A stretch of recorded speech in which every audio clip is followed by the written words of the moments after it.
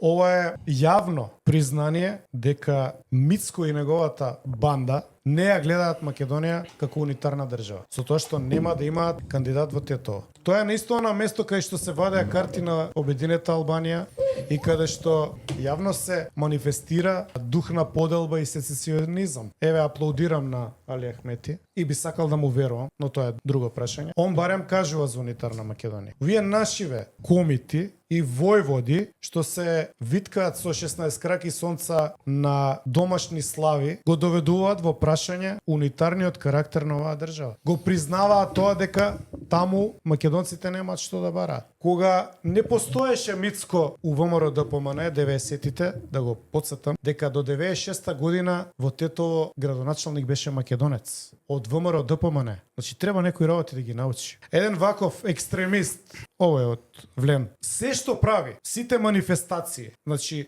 секоја негова политичка изјава е во насока на тоа дека македонците се небитни и дека е тоа таму албанска територија. Он не ја спомнува Македонија.